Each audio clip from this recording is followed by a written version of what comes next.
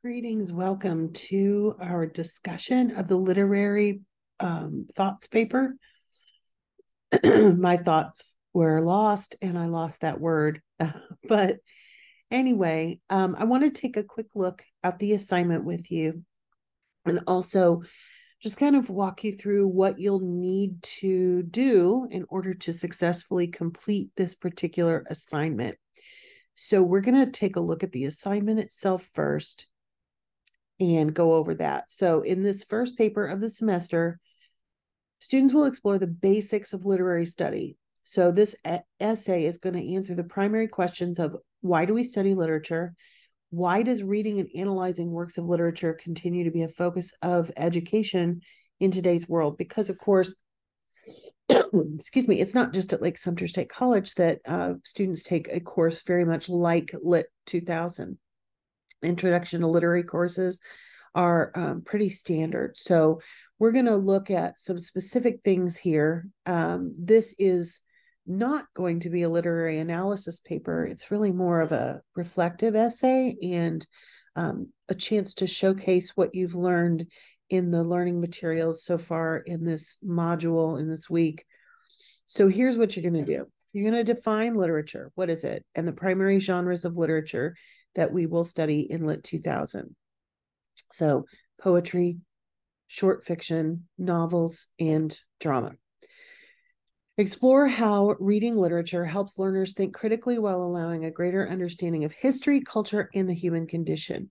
One of the reasons I love studying literature is that it allows me to also do some history, also do some political science, also do some anthropology, also do some psychology. So kind of a cool thing there.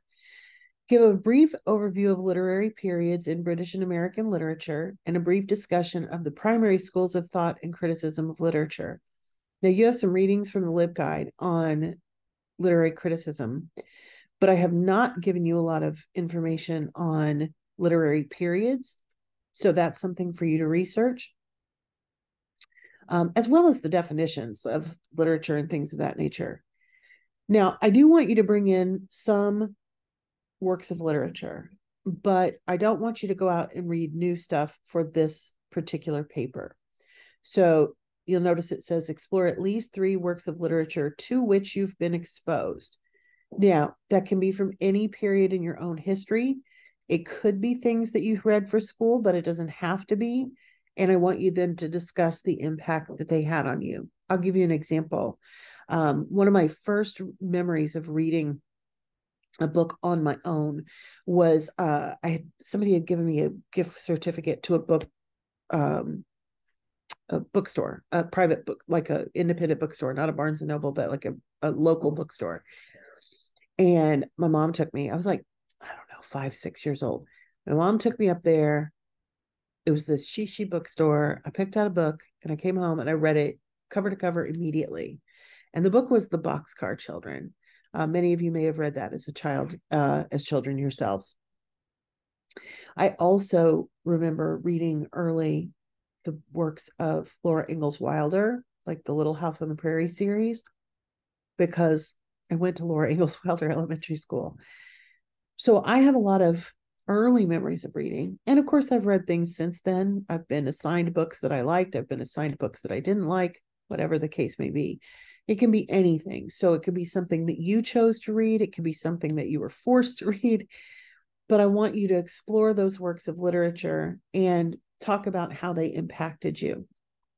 So for this portion of the discussion, you might need to use some first person writing, but I do want you to keep in mind with style that it is still an academic paper. So unless you're really telling a story of my mother took me down to the bookstore to buy this book, you don't really need to say I think, I believe, I see. We know it's you.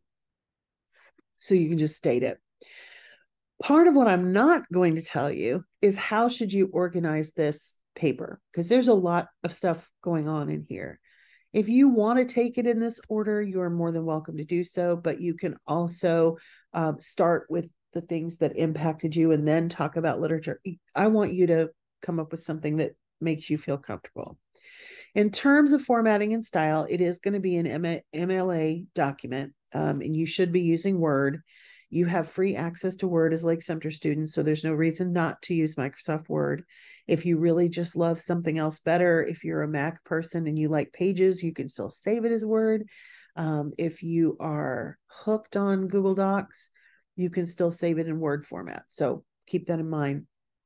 The MLA review materials are all provided in the course for you, and there are links to the Library Citation Center here and on the main homepage of the course, so that you are up to date on all your MLA criteria. But it's going to be double spaced. It's going to be Times New Roman 12 point. It's going to have the header is going to have your last name and the page number. On the top of page 1, you're going to have your full name, my last name, the class, and the date. You do want to give it a title, and you will have a works cited list, and you will have in-text citation.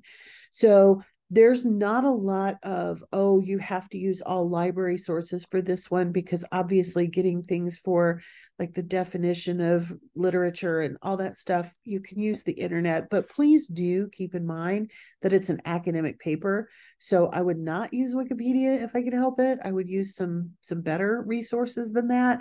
In terms of the length, you do have a lot of access to the things in the library based on our LibGuide. So definitely use those things.